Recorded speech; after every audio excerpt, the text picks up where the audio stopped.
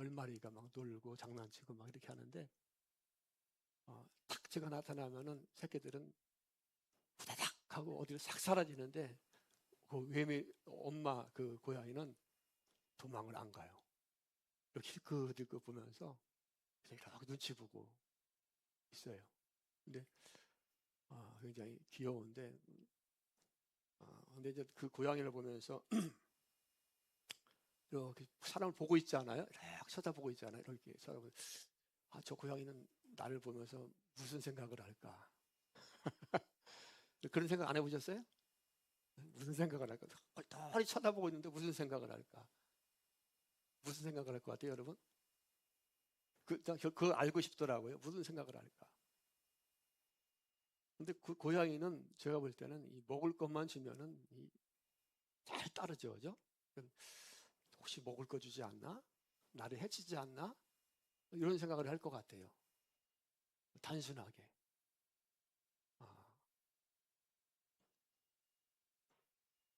사람들도 마찬가지죠. 사람들도 어떤 먹을 거, 입을 거, 의식주 이렇게 그것을 생각하면서 살아갑니다.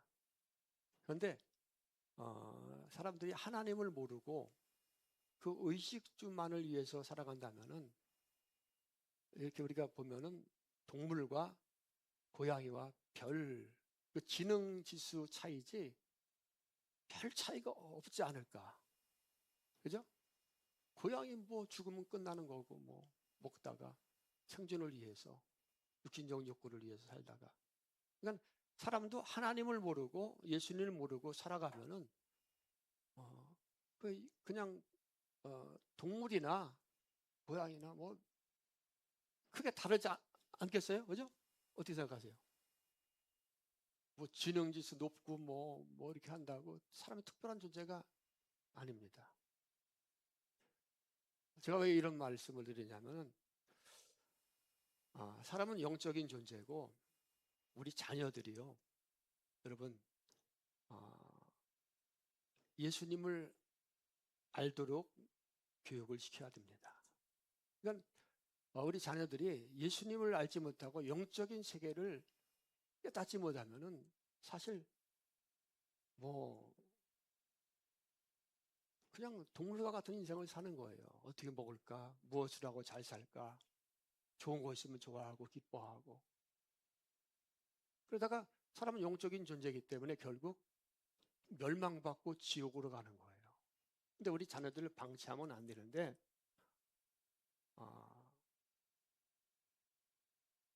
근데 방치하면 안 되는데 우리 부모들의 역할이 굉장히 중요합니다.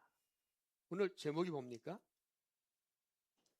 기도와 확신입니다. 우리 부모들이 확신 없는 신앙생활을 하면은 자녀들이 믿으려고 하다가도 믿지 않습니다.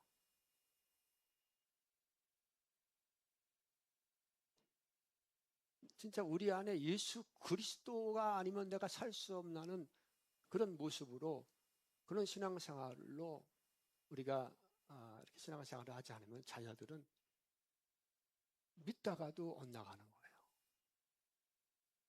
요즘에 그 한국 교회 젊은이들이 많이 없는데 우리가 진짜 그들의 영혼을 위해서 기도하고 우리의 신앙생활을 다시 돌아봐야 될 줄 믿습니다.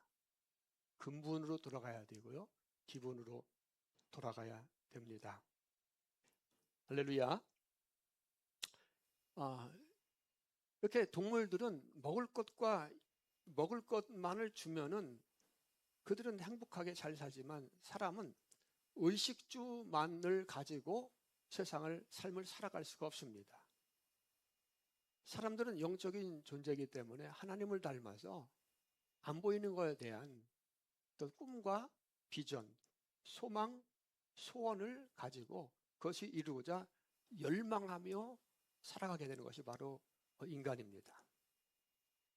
직장인들은 그들의 소원은 그들의 비전은 승진을 하고 또 높은 위치에 올라가고 수험생들은 공부를 하는 이유가 좋은 대학교를 가서 좋은 직장을 가질 그런 소망, 보다 윤택한 삶을 살기 위한 소망을 가지고 열심히 공부를 합니다. 부모님들은 자녀들을 건강하게 잘 자라도록 그들이 훌륭한 사람이 되는 것에 대한 소망과 또 비전을 가지고 자녀들에게 뒷바라지를 합니다. 또 농부들은 봄에 씨를 많이 뿌리고 열심히 일을 하는 것은 많은 결실을 얻기 위한 소망이기 때문에 그렇게 헌신하고 희생하고 열심을 내는 것입니다. 그래서 사람들은 영적인 존재이기 때문에 그런 자신의 비전과 소망을 이루기 위해서 노력만 하는 것이 아니라, 열심히 일만 하는 것이 아니라 뭐를 합니까? 어떤 사람은 종교생활을 하고 종교생활을 통해서 또 기도를 하기도 하고 이렇게 합니다. 많은 사람들이 기독교만이 아니라 다른 종교에도 다 소원을 비는 그런 기도를 합니다. 그런데 많은 사람들은 이렇게 자기 소원과 비전을 이루기 위해서 열심히 노력을 하고 기도를 하지만 중요한 것은 열심히 빌기는 비는데 뭐가 없다? 확신이 없는 기도를 하는 경우가 굉장히 많습니다. 따라서 합니다. 확신이 있는 기도하자. 아멘. 믿음에 대해서도 확신 없는 믿음을 가지고 신앙생활하는 경우도 많고, 기도도 그냥 확신 없이 어떤 우상에게 빌듯이 그냥 기도하는 경우가 굉장히 많습니다. 오늘 본문에서 엘리야는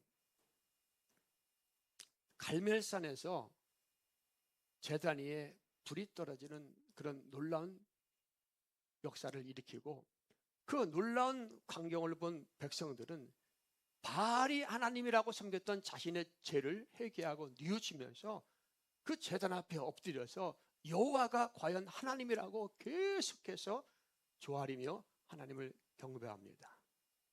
그리고 그들은 회개하는 마음으로 자신들을 미혹했던 바알 선지자 450명을 기손 시냇가에 끌고 와서 다 죽입니다. 자, 그러나 아직까지 3년 6개월 동안 메마른 이스라엘 땅에 아직 비가 내릴 징조도 보이지 않아요.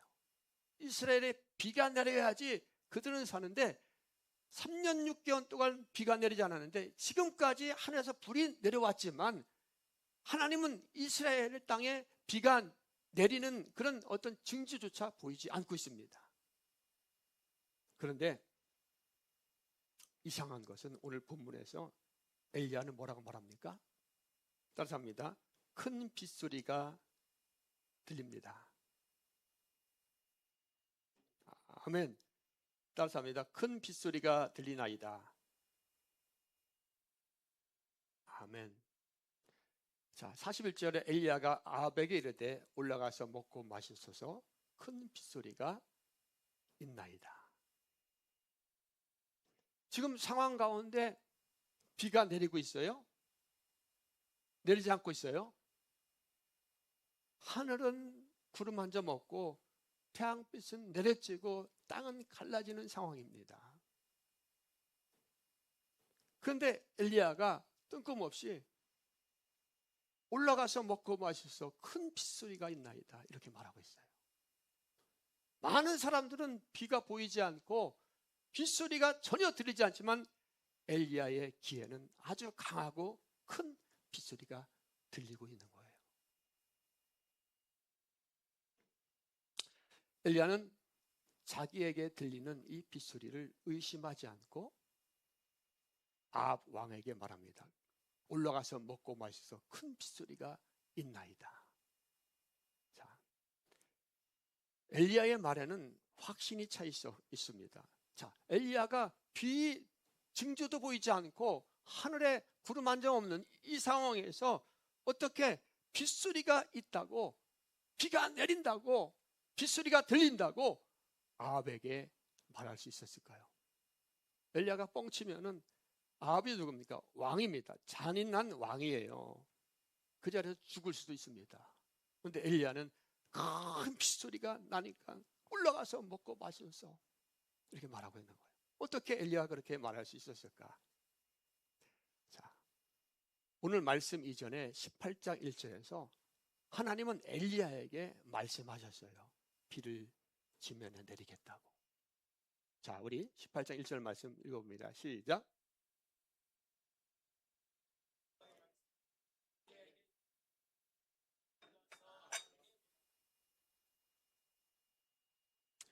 아멘. 하나님이 누구에게 말씀하셨어요? 엘리야에게. 내가 비를 지면에 내리라. 가서 아합에게 보이라. 갈멜산에서 그 영적인 전투가 있기 전에 하나님은 미리 말씀하시는 거예요.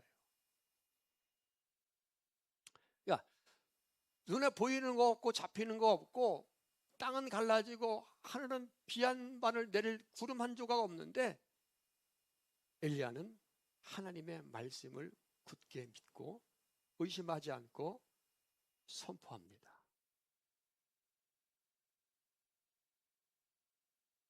올라가서 먹고 마시소. 큰 빗소리가 있나이다. 자, 엘리야가 뛰어나서 엘리야가 능력이 많아서 이 빗소리가 엘리야의 귀에 들린 것이 아닙니다.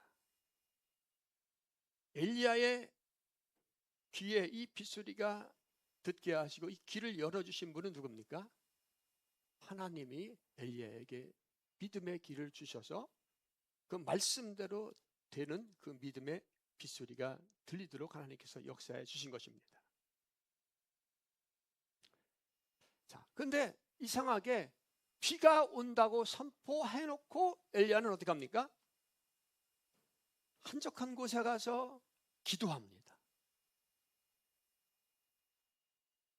머리 사이에 무릎을 파묻고 간절하게 기도합니다. 자, 비가 옵니다. 빗소리가 들립니다.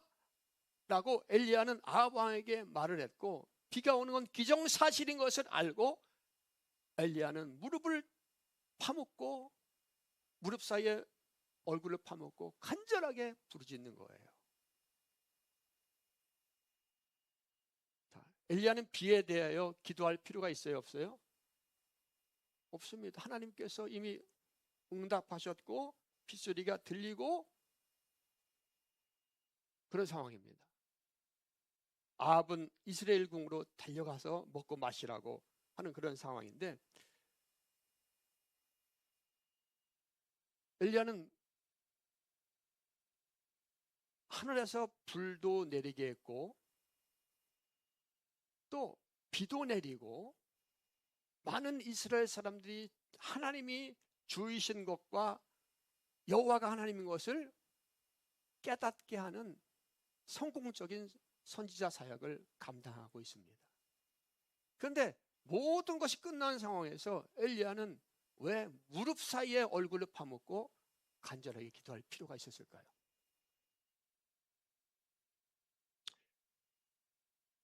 사람들은 타락하기 전에는 하나님의 말씀을 의심하지 않았습니다. 하나님의 말씀을 그대로 믿고 살 때 그들에게 모든 필요한 것들을 하나님께서는 다 공급해 주셨고 그대로 말씀대로 모든 것이 이루어지는 상황 가운데서 행복한 즐거운 삶을 살았습니다. 그리고 하나님께 기도할 때도 그들은 의심이라는 단어조차 모를 정도로 하나님과 대화였어요. 그냥 하나님 내 말을 듣고 있고 하나님의 음성을 들으면서 이렇게 의심 없는 삶을 살았습니다. 그러나 인간에게 죄가 들어오면서부터 하나님의 영이 사람에게서 떠납니다. 예전에는 하나님의 말씀을 그대로 믿고 또 하나님과 대화하며 하나님과 기도하며 절대 하나님을 의심하지 않고 그의 역사를 의심하지 않는 그런 믿음을 가지고 그들은 행복한 삶을 살았는데 하나님의 죄가 들어오고 하나님의 영이 떠남으로 말미암아서 그들에게 하나님의 말씀에 대한 의심이 들어오게 됩니다. 성경에는 뱀이 꼬셨다고 이렇게 되어 있죠. 마귀가 의심이 들어오게 됩니다. 자, 그리고 사람들은 하나님께 기도할 때도 예전에는 의심이라는 단어조차 생각할 수 없었는데 사람들은 기도해도 확신 없는 기도를 합니다. 중언부언하며 기도합니다. 믿음 없이 세상을 살아갑니다. 이렇게 믿음 없는 삶을 살다가 결국은 모든 사람들이 가는 곳이 어디입니까? 지옥입니다. 그러니까 인간의 삶은 이렇게 비참한 삶. 원래 인간의 삶은 하나님과 동행하며 하나님과 함께하며 하나님이 주시는 복 가운데서 하나님을 사랑하면서 살도록 지음받았는데 이렇게 죄가 들어오면서 비참한 존재가 바로 인간이었던 거예요. 그러니까 우리가 이 땅에 살면서 하나님을 아는 것이 가장 중요합니다.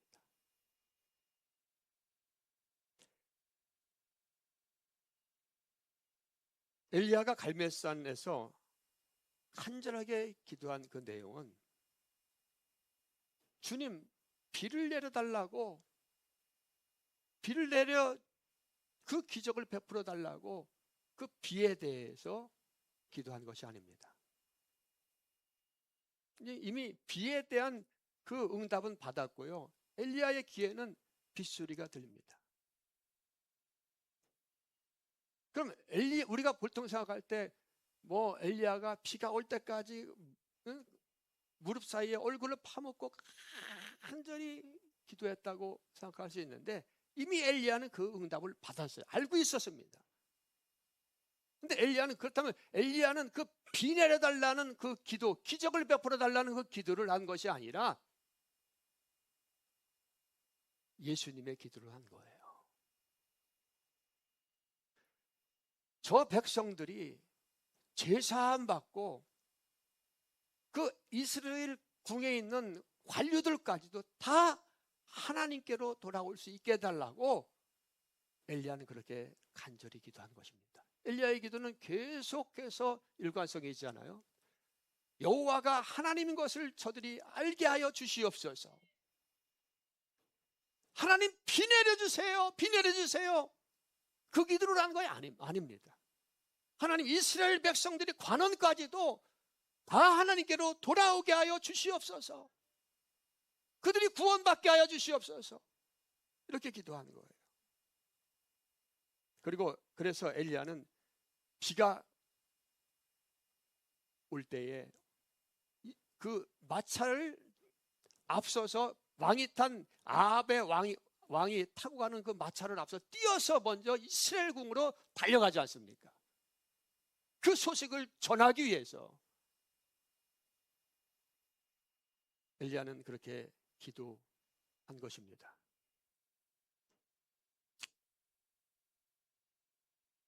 여러분, 조금 전에 제가 말했지만은 지금 엘리야의 기도하는 그 모습 속에서 우리는 누구의 모습이 보입니까? 예수님의 모습이 보이는 거예요. 정확하게 예수님께서 기도하실 때 이렇게 기도하신 거예요. 예수님은 이 땅에서 기도하실 때 하나님, 내가 손을 흔들 때 기적이 일어나게 해주세요. 내가 말할 때 병이 낫게 해주세요. 이런 기도 했습니까? 안 했습니까? 안 했습니다. 그리고 예수님은 기도할 때 하나님의 역사, 하나님이 행하실 것을, 하나님이 기적을 일으킬 것을 의심하신 적이 있어요? 없어요? 없습니다. 예수님은 자기가 읊조리고 자기가 하나님께 하는 그 기도의 내용을, 하나님을 향해서 하는 그 말을 하나님이 다 듣고 계신다는 것을 의심하신 적이 없습니다. 하나님과 대화하신 거예요.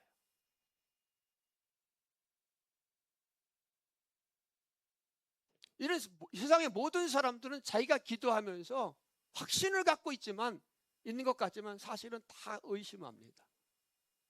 그런데 예수님은 전혀 의심하지 않았어요.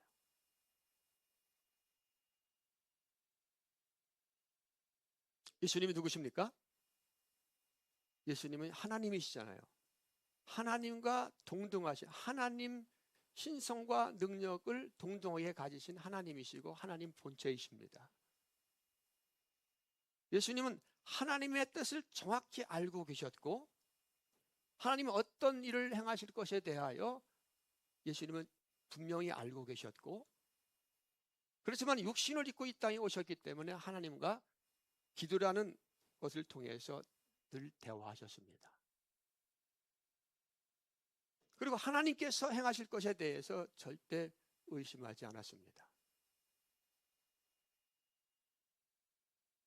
그리고 하나님 자신이기 때문에 예수님은 하나님 아버지께 자기가 기도하는 것을 언제나 하나님 아버지가 듣고 계신다는 것을 믿고 있었어요.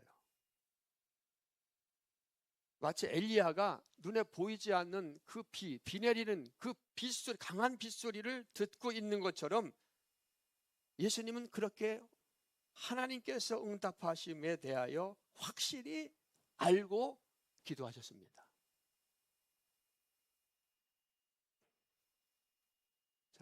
예수님은 이 땅에 오셔서 엄청난 기적을 계속해서 베풀어 주셨지만은, 예수님은 그 기도를 통해서 하나님 기적을 베풀어 달라고, 병이 낫는 기적을 베풀어 달라고, 오병이어의 기적을 베풀어 달라고 주술적인 행위같이 하나님께 부르셔서 그 기적을 위해서 기도하지 않았습니다.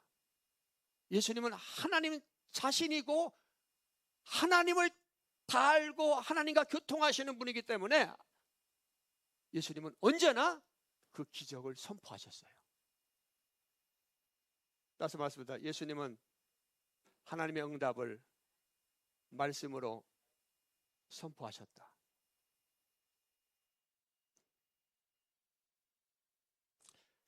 자, 그런데 예수님께서 어떻게 선포하셨습니까? 물로 포도주를 만들 때도 그 하인들에게 물을 채워라. 그리고 이것을 떠다 줘라.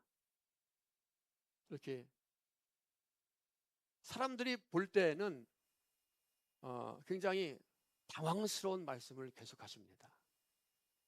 내가 죄사함을 받았다. 오병이어의 기적을 베풀 때도 예수님은 보리떡 2개와 물고기 2마리와 보리떡 5개와 물고기 2마리를 가지고 축사하시고 나눠줘라. 그 수많은 무리들에게 보리떡 5개와 물고기 2마리를 가지고 나눠줘라, 이 말을 들을 때 사람들은 황당한 거예요. 그리고 나사로를 살릴 때도 내가 부활이요 내가 생명이다, 나를 믿는 자는 죽어도 산다. 그리고 나사로야 나와라, 이렇게 선포합니다.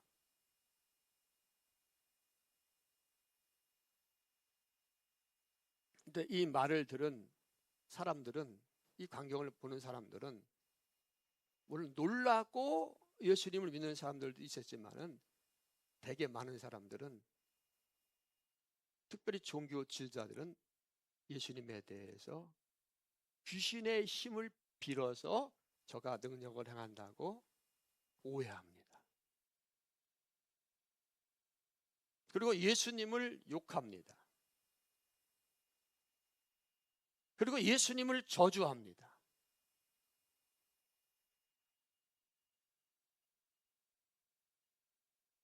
예수님의 제자들까지도 예수님께서 기적을 행하실 것을, 능력을 행하실 것을 믿고 계속 따라다니다가 예수님께서 자기들이 이해할 수 없는 그 길로 가니까 예수님을 다 떠납니다. 그럼 예수님께서 이 땅에서 사역하실 때 예수님의 사역은 인간적으로 굉장히 고독하고 외로움 속에서 하는 사역이었어요. 아무도 예수님을 인정하지 않았고 예수님의 사역을 돕는 자들이 없었습니다. 하나님의 일에 대하여 늘 오해하고 늘 의심하면서 하나님의 길을 가는 것이 아니라 자기들의 길을 가려고 하는 것이 인간의 죄성이에요. 그러니까 예수님의 그 사역이 얼마나 힘들고 고독했고 외로웠겠습니까? 그렇지만은 예수님은 예수님의 사역을, 생명을 주시는, 죄를 구원하시는 그 사역을 사람들의 도움으로 이루신 것이 아니라 예수님 자신 홀로 그 사역을 완성하셨습니다. 할렐루야. 그러니까 우리의 공로는 있습니까 없습니까? 우리의 공로를 찾으려고 하지 마세요. 우리 공로는 언제나 0. 예수님의 공로가 100. 여러분, 진짜 좋은 믿음, 진짜 하나님이 원하는 믿음이 뭘까요?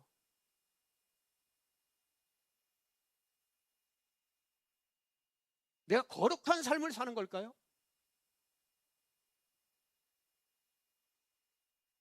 아니에요. 내가 열심히 해서 어떤 공로를 세우는 걸까요? 아닙니다. 제가 조금 전에 말했던 나는 0입니다. 예수님이 100이십니다. 나는 죄인입니다. 나는 악한 자입니다. 지옥으로 갈 수밖에 없는 나를 주님께서 살려주셨습니다. 내 공로는 없습니다. 날마다 내 속에서 이런 고백이 터져 나오는 자들이 진정한 구원받는 자들의 심령인 거예요. 따라서 말한다. 나는요, 예수님만이 100. 아멘. 우리가 여러분 예수님을 따르는 길이, 예수님을 쫓아가는 길이 정말 고독하고 외로울 때가 있어요. 우리는 예수님을 믿으면서 신나고 즐겁고 잘되고 뭐 이렇게 기대하고 가지만 사실은 예수님을 따라갈 때 그렇게 즐겁고 잘되고 모든 것이 잘 이루어지고 그런 삶이 내게 계속해서 펼쳐지면 좋겠지만은 사실은 그렇지 않을 때가 많이 있습니다.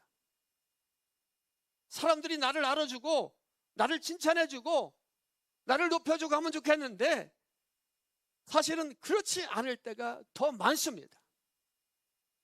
사람들이 나를, 진짜 내가 예수님의 길을 따라갈 때는 사람들이 나를 외면할 때가 많아요.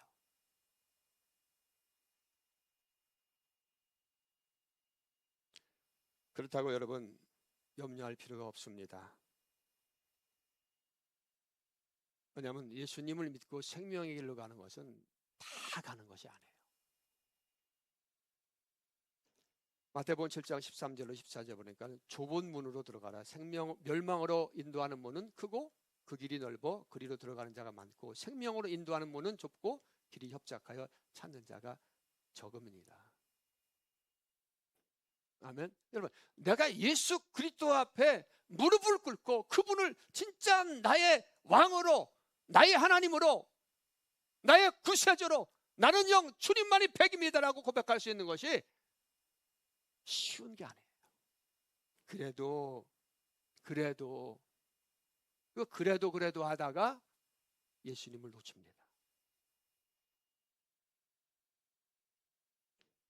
다 주님의 은혜인 줄 믿습니다. 내게서 난 것이 아니에요. 주님께서 우리를 택하시고 불러주시고 믿음을 주시고 믿게 한 거예요. 따라서 말합니다. 모든 것이 주님의 은혜입니다. 아멘. 그러니까는 사실 우리가 그런 예수 믿으면서 그런 어려운 일, 내 생각대로 안 되는 일을 겪는 것이 사실 주님께서 나를 이끄는 시간입니다. 아멘. 왜? 내 뜻대로 내 마음대로 내가 교회 다니면서 잘 되고 막 잘 나간다. 그러면 여러분 교만이 머리를 들고 예수를 모르는 사람이 돼요. 근데 우리를 엎드리게 하기 위해서, 우리가 아무것도 아닌 것을 깨닫게 하기 위해서 주님은 때로는 우리를 낮추시고 내 힘으로 사는 거가 아니라 이제 예수로 사는 자가 돼야겠다는 그런 믿음을 주시기 위해서 때로는 우리를 망하게 하고 또 우리를 낮추시는 거예요.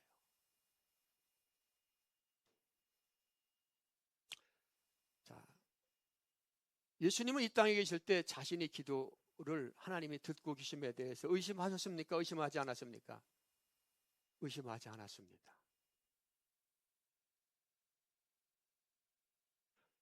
사람들은 예수님을 핍박하고 예수님을 오해하고 예수님을 욕했지만은 예수님은 불안해하지도 않았어요.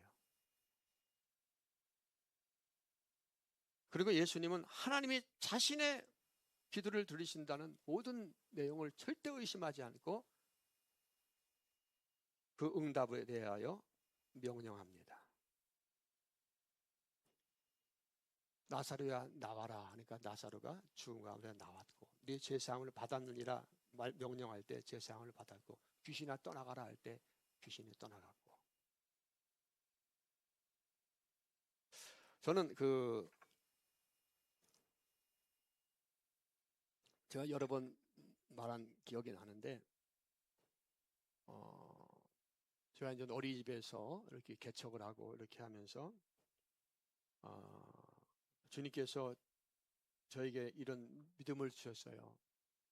예수의 하나님의 자녀가 된 권세를 가지고, 하나님이 준 믿음을 가지고 내가 예수의 이름을 의지해서 이렇게 명령을 할 때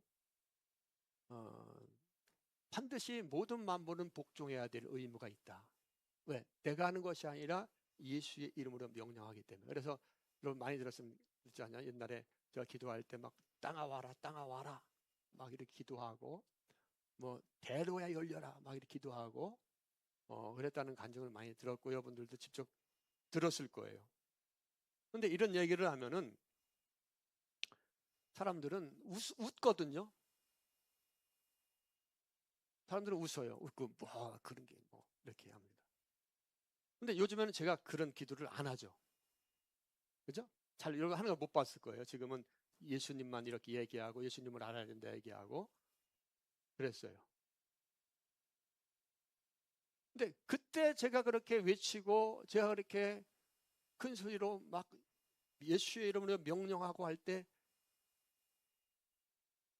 그때 주님께서 저에게 엘리야가 큰 빗소리가 나나이다라고 확신을 가지고 올라가소서라고 아합에게 말한 것처럼 내게서 난 것이 아니라 주님께서 그때는 그렇게 하도록 역사하신 거예요. 아멘? 그대로 됩니다. 근데 내가 내 열망과 내 소망과 내 욕심을 이루기 위해서 예수의 이름을 사용하면은 그것은 예수님이 절대 알아주지 않는 자예요. 그러면 안 됩니다. 근데 주님께서 주신 믿음을 가지고 예수님처럼 선포할 때 반드시 하나님의 역사가 일어나게 되는 거예요. 그러니까 여러분 선포하는 것을 여러분 이상하게 생각하지 마세요. 그리고 여러분들 믿음이 왔을 때 그렇게 선포하시길 바랍니다. 예수의 이름으로 내 안에는 가난과 저주가 떠나갈지어다. 어둠의 영들 예수로 떠나갈지어다. 이렇게 명령하세요. 네?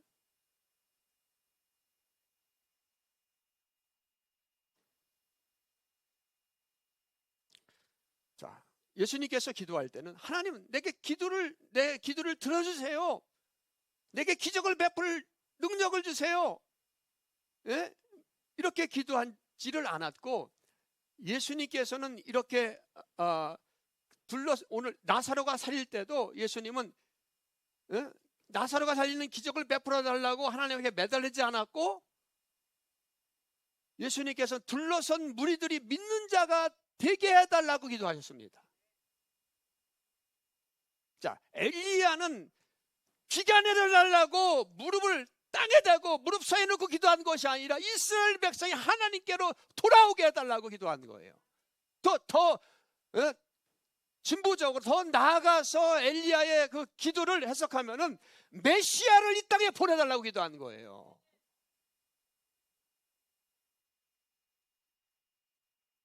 할렐루야.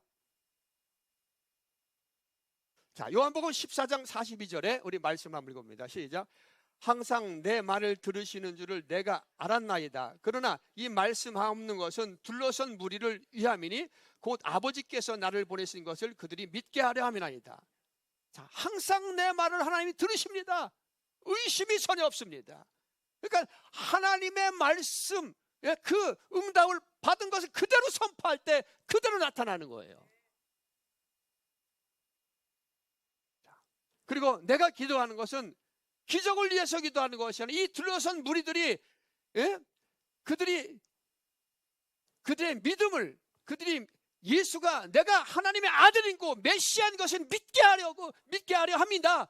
그들을 믿는 자가 되게 하고 그들의 죄사함을 위해서 기도합니다. 이렇게 기도하는 거예요.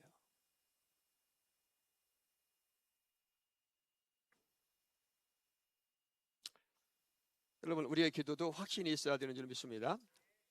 따라서 주님, 확신을 갖기를 원합니다. 자, 그래서 야고보서 1장 6절에도 오직 믿음으로 구하고 조금도 의심하지 말라. 의심하는 자는 마치 바람에 밀려나는 바닷물길 같으니, 이렇게 말하고 있습니다. 그런데 여러분, 엘리야가 어떻게 빗소리를 들을 수 있었을까요?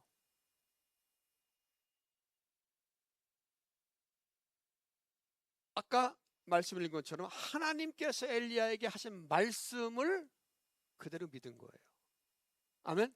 그래서 죽을 수 있는 상황에서도 아합에게 큰 빗소리가 나니까 빨리 먹고 마셔서 이스라엘 궁으로 가서 먹고 마셔서 이렇게 이야기할 수가 있었던 거예요. 자, 우리의 확신은 누구로부터 오는 거예요? 예수님으로부터 오는 겁니다. 다시 정확하게 더 말해서는 우리의 확신은 예수님의, 주님의 말씀으로부터 오는 거예요. 그냥 내가 뭐 이렇게 믿습니다 이루어질 것을 믿습니다, 그게 아니고, 잘 될 것을 믿습니다 그게 아니고, 우리의 확신은 주님께서 하신 말씀을 믿기 때문에 그 확신이 내게 오는 거예요.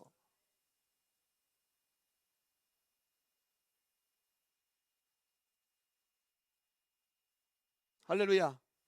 자, 여러분, 주님께서 주님 확신이 오면 명령도 하시고 그렇게 하세요. 요한복음 14장 13절 보면은 한번 읽어봅니다. 시작. 너희가 내 이름으로 무엇을 구하든지 내가 행하리니 이는 아버지로 하여금 아들로 말미암아 영광을 받게 하여. 아멘. 자, 보세요. 너희가 누구의 이름? 내 이름으로 무엇을 구하든지 내가 어떠한다? 시행한다. 이는 아버지로 하여금 아들로 말미암아 그러니까 아버지는 항상 누구를 통해서 영광 받습니까?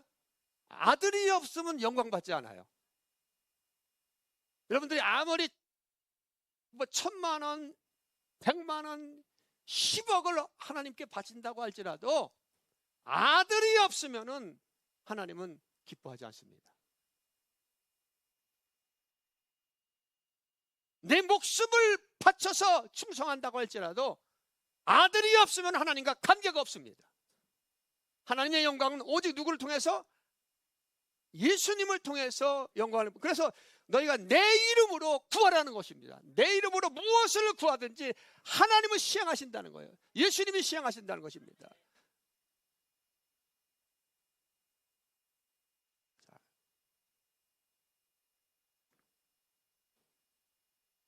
자, 그래서 마가복음 11장 24절도 한번 읽어봅니다. 시작. 그러므로 내가 너에게 말하니 무엇인지 기도하고 구하는 것은 받은 줄을 믿어. 그리하면 너희에게 그대로 되리라. 아멘. 확신이 중요합니다. 확신.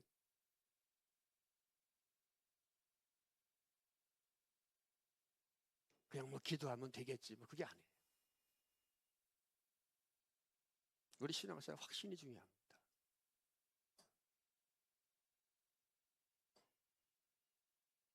그리고 기도할 때도 중언부언하는 식으로 내가 알지도 못하는 거 떠들고, 확신 없는 기도가 중언부언이에요. 우리 기도는 하나님과 대화합니다. 대화. 뭐 무당이 산에 가서 막 막 빌듯이 소원 들어서 소원을 들어주셔서 막 이게 기도가 아닙니다. 누구의 이름으로? 예수의 이름으로 하나님과 대화하는 거예요.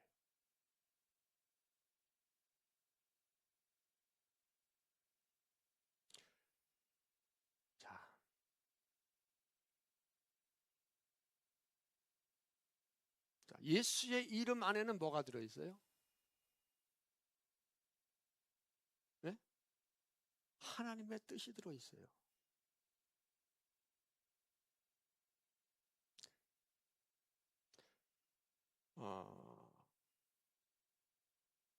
야고보서 1장 6절로 8절을 보면은 오직 믿음으로 구하고 조금도 의심하지 말라. 의심하는 자는 마치 바람에 밀려 유동하는 바닷물과 같은. 여러분, 오직 믿음으로 구하고, 누굴 믿는 거예요? 이 믿음이 뭐예요? 예수님이십니다. 예수의 이름이에요. 아멘. 이 예수의 이름이 믿음입니다. 오직 믿음으로 구하고, 내가 믿습니다가 아니에요. 예수의 이름입니다. 예수의 이름을 아는 것이 믿음이에요. 예수의 이름이 하나님의 뜻이 그 안에 있고요. 오직 믿음으로 구하고 조금도 의심하지 말라. 의심하는 자는 마치 바람에 날려 요동치는 바닷물과 같은 이런 사람은 무엇인지 죽기 얻기 생각하지 말라. 두 마음을 보면 모든 일에 정함이 없는 자로다. 자, 아까 요한복음 14장 13절에서 너희가 내 이름으로 무엇을 구하든지 시행하리니 이렇게 말씀하고 있습니다. 예수의 이름으로 구한다는 건, 내 이름으로, 예수의 이름으로 구한다는 것은 그냥 막연하게 우리가 기도 끝날 때 예수의 이름으로 기도합니다, 그게 아니에요. 그런 요식행위가 아닙니다. 예수의 이름으로 구한다는 것은 하나님의 뜻대로 구한다는 것이고 예수님을 아는 그 믿음으로 구한다는 것입니다. 믿음은 바라는 것들의 실상, 그 실상이 누구예요? 예수님이십니다. 그러니까 우리의 신앙 가운데 예수가 빠지면 아무것도 없는 거예요. 우리의 믿음도 예수입니다.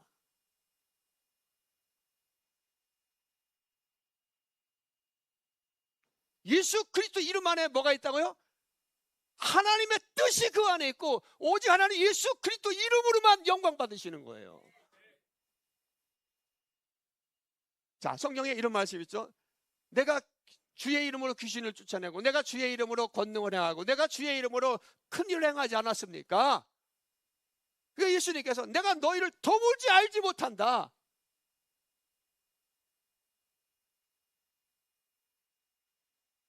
그렇죠. 우리가 뭐 교회 다닌다고 다 예수의 이름을 아는 게 아닙니다. 예수의 이름으로 기도합니다라고 해서 기도한 게 아니에요.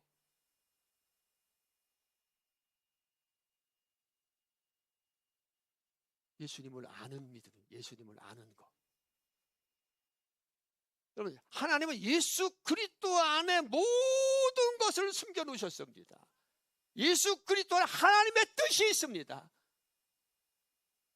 그분을 아는 거예요. 나는 0, 예수님이 100. 예수님이 홀로 모든 것을 이루신 거예요. 그분 안에 하나님의 권능이 있는 것이고 하나님의 뜻이 있는 것이고 하나님의 사랑이 있는 것이고 그분을 통해 하나님을 보는 것이고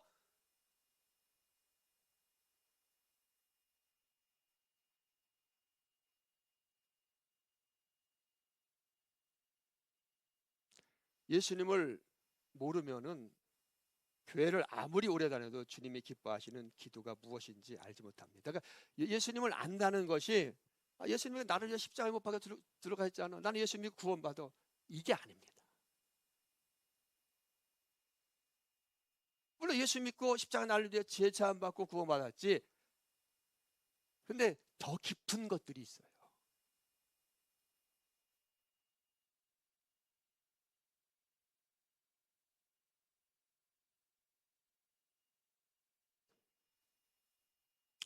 그래서 예수님을 깊이 아는 사람들은 이방인처럼 절대 중언부언하지 않고 확신을 가지고 기도하고 확신을 가지고 선포하고 그렇게 합니다.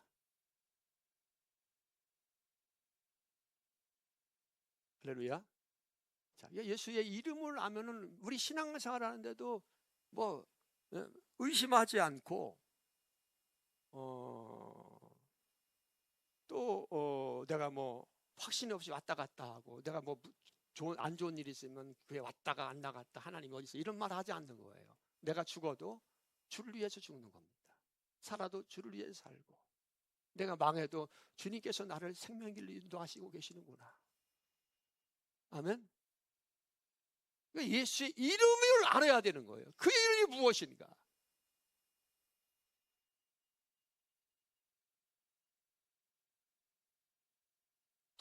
자, 그래서 여러분 주의 이름을 아는 것이 예수님을 깊이 아는 것이 신앙생활에 가장 중요합니다. 그래서 그 이름을 알기 위해서 우리는 모이는데 힘써야 돼요. 특별히 주일 예배는 절대 빠지면 안 되고요. 잠깐 빠지면은요 세상 것이 잠깐 들어옵니다. 빠지면 안 되고 특별히 모이는데 우리가 최선을 다해야 됩니다.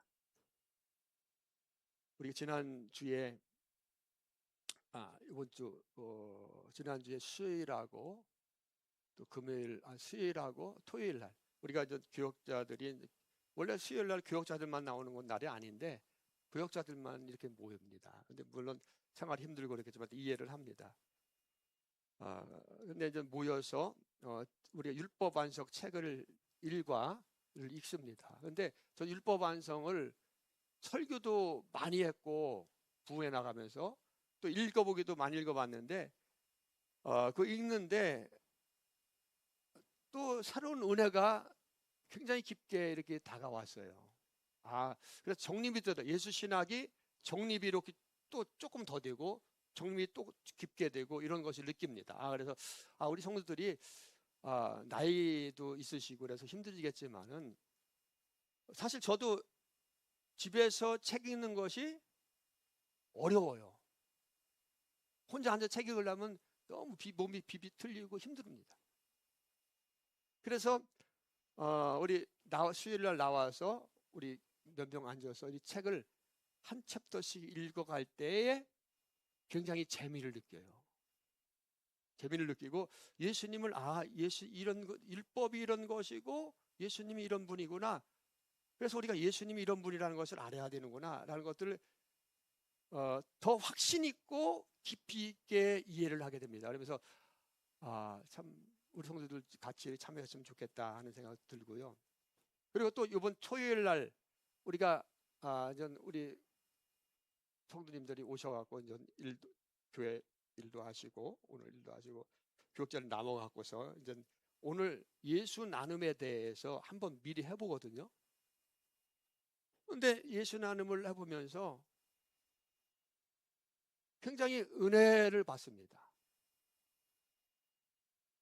그러니까 교회 한번 와갖고 딱 가는 거하고 이렇게 책도 읽고 예수님을 나누는 것하고 전혀 달라요. 근데 우리가 예수 믿는 것이요. 저도 그래. 저도 이제 예수 믿는 것이 제가 이제 그 연구소에 다니기 전 똑같은 예수를 믿었어요. 똑같은 예수를 믿고 그래 예수님이 죄사함 받고 예수님이 율법을 완성하고 예수님이 다야 이 믿음을 가지고 있었어요. 그런데 연구소에 제가 이제 3년 4년 다니면서 예수님에 대해서 이렇게 알기 시작하면 더 깊이 예수님을 알게 되면서 이제 새로운 깨달음을 얻고 있는데 사실은 우리 교역자들도 그렇게 하는 과정 가운데 우리 교회에서 나가신 분들도 있고 여러분들도 있는데 여러분들도 굉장히 헷갈리고 힘들었어요. 근데 이 사람이 똑같은 이야기 같은데 달라요. 근데 우리 교역자들이 책을 읽고 예수 나눔을 여러분들도 한 번 더 하고 책을 한 번 더 읽으니까 그 예수님에 대한 이해도가 굉장히 깊어집니다. 아직 백지 한 장 차이인데, 백지 한 장 차이, 예수 믿는 것이 똑같은데 백지 한 장입니다. 한 장 차이인데 천국과 지옥이 왔다 갔다 한다는 걸 느낀다니까요. 여러분, 제가 이 얘기하는 것들을 잘 이해 못할 수도 있어요. 똑같은 예수인데 예수님 백지 한 장 차이로 예수 나눔과 예수님을 아는 거에 대해서 모이는데 참여하는 사람하고 그렇지 않은 사람하고, 여러분들도 처음에는 좀 많이 헷갈려. 왜 죄인이야? 막 이렇게 얘기했잖아요. 근데 그래도 요즘에는 조금씩 목사님이 왜 그러는가 라고 하면서도 때로는 의심 갈 때도 있고 힘들 때도 있잖아요. 근데 이런 나눔과 책 읽기와 같이 교회에서 주님께서 우리 교회에 임재하여 주셔서 우리를 살려주기 위해서 이런 프로그램과 이렇게 하라고 할 때 순종하면서 참여하는 자들은 그 신앙의 수준이 전혀 다른 거예요. 이해하십니까? 이해 못하는 것 같아요. 우리 교역자, 그렇죠? 그 답답함을 느끼잖아요, 그죠? 우리 성도들이 왜 이 좋은 걸 안 할까? 제가 이제 조금 시간이 갔는데 제가 그런 얘기를 했어요, 어제도. 성경에서 귀신 들린 자, 병든 자, 가는 나오고, 그 귀신 들린 자가 누구예요?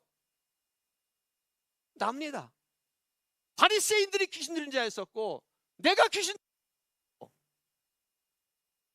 그런데 바리새인들은 예수님의 기적을 보고 예수님의 행하심을 보면서도 깜짝 놀라죠. 근데 바리새인의 생각은 뭡니까? 저 귀신 들린 거 아니야? 그리고 예수님은 그들의 죄를 지적할 때에 그들은 자기가 지금까지 신앙생활을 해왔던 것들을 붙잡고 예수님을 밀어내잖아요. 아멘. 자, 예수님이 뭐죠? 빛이잖아요, 빛. 그렇지 않습니까? 따라서 예수님은 빛이다. 그 빛을 영접하면은 그 앞에 무릎을 꿇고 주님, 그렇습니다. 나는 죄인입니다. 나는 악한 자입니다. 사도 바울이 그렇게 고백한 거 아니에요. 그렇게 하고 주님을 영접한 빛이 들어와서 모든 것이 해결되고 참 진리를 알게 되고 그 안에서 예수를 알게 되는데 밀어내는 겁니다. 자기의 기존 생각과 기존 신학과 이런 것들을 밀어내는. 근데 영적으로 보면은 그것이 귀신 들림인 거예요. 예수를 알지 못하도록 우리의 영을 막고 있는 거예요. 그러니까 우리의 싸움은 혈과 육에 가는 것이 아니고 영적 싸움이라잖아요. 그러니까 여러분들이 지금 영적 싸움을 하고 있다는 거예요. 근데 밀린다는 것입니다. 예수님께서 우리를 살려주시기 위해서 우리 교회에 임재하시는데 우리는 바리새인의 영성을 갖고 귀신 들린 자가 되어서 나도 모르는 사이에 이 바리새인처럼 예수를 밀어내고 있는 거예요. 근데 주님께서 그럼에도 불구하고 계속 우리들에게 말씀하시잖아요. 또 예수, 또 예수, 또 예수. 아멘. 자, 그러니까 주님께서 서서히 여러분들 정말 귀하신 분들이에요. 정말 존귀하신 분들이고요. 우리 육신적인 삶에서 우리의 힘은 질 수밖에 없다니까요, 사탄한테. 그럼에도 불구하고 주님께서 여러분에게 그 겨자씨와 같은 믿음을 불어주시고 넣어주시고 붙잡아 주시고 지금 앉아 있는 거예요. 그러니까 우리가 조금 이제 더 발전을 해야 됩니다. 아멘. 더 발전을 해야 돼요. 그래서 우리 청년들도 다음 주에 이제 우리 제2복고사 하는데 우리 학생들도 벌써 9시부터 4시까지 한다니까 어떻게 버텨? 나도 거기 가서 좀 화를 냈어요. 왜 갑자기 그렇게 하느냐? 애들이 따라오겠느냐? 그러니까 주님이 계획하시는 거예요. 아멘. 여러분, 핑계가 오만 가지 핑계를 다 댈 수 있어요. 그런데 예수님이 누구인가를 가르쳐 주기 위해서 프로그램을 하는 거예요. 그러니까 여러분들 자녀들도 최대한대로 참여를 시키고 이렇게 해서 아까 제가 초대 얘기한 것처럼 이 고양이와 사람하고 다른 게 뭐예요? 예수님을 아느냐 모르느냐입니다. 아멘. 그래서 여러분들이 참 훌륭한 분이시고 존귀한 분이시고 대단한 분이시고 하나님이 택하신 족속입니다. 아멘. 정말 여러분들께 감사드리고 우리 주님께 정말 주님을 찬양합니다. 우리 주님께 감사와 찬양과 영광의 박수를 드립니다. 그러니까 예수 믿는 것이 악한 자, 이게 어리석은 자들, 어리석게 세상 사람들에게는 어리석게 들릴 수밖에 없어요. 그런데 우리는 그 어리석음을 아니라 구원의 능력임을 인정하고 붙잡는 저와 여러분이 되어야 될 줄 믿습니다. 할렐루야. 자, 우리 이 시간에 성찬을 하도록 하겠습니다.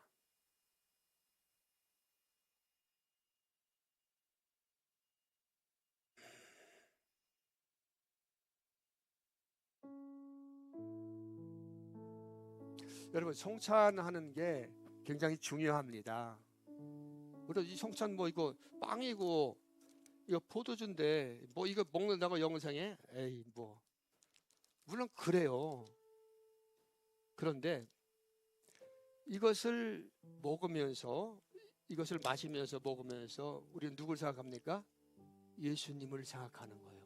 내가 예수님의 보혈로 내가 예수님의 살이 찢기심으로 생명을 얻었구나. 뭐 이거 아이고 내가 뭐 먹어야 돼 이렇게 하는 거하고 전자하고 후자하고는 그 믿음의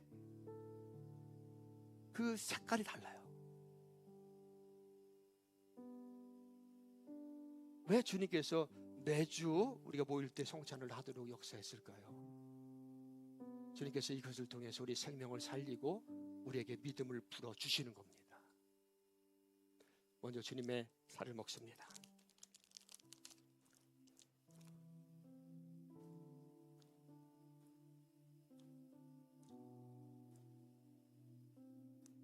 그리고 나를 위해서 흘려주신 주님의 보혈을, 그 은혜를 생각하면서 내가 주님의 보혈이 아니면 도저히 살 수 없는 존재입니다. 주님 감사합니다. 주의 보혈을 마십니다.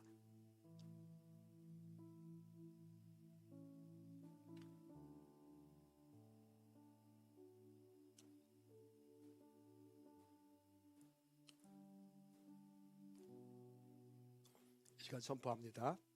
이 시간 믿음으로 주님의 살과 주님의 보혈을 먹고 마신 자는 모든 죄가 다 깨끗하게 용서받았습니다. 예수님의 보혈은 용서의 능력이 있습니다. 예수님의 보혈은 용서의 능력이 있습니다. 예수님의 보혈은 죄 사함의 능력이 있습니다. 이 시간 우리의 모든 죄가 예수님의 보혈로 깨끗하게 되었음을 선포합니다. 우리 그분께 감사와 찬양과 영광의 박수를 올려드립니다. 할렐루야.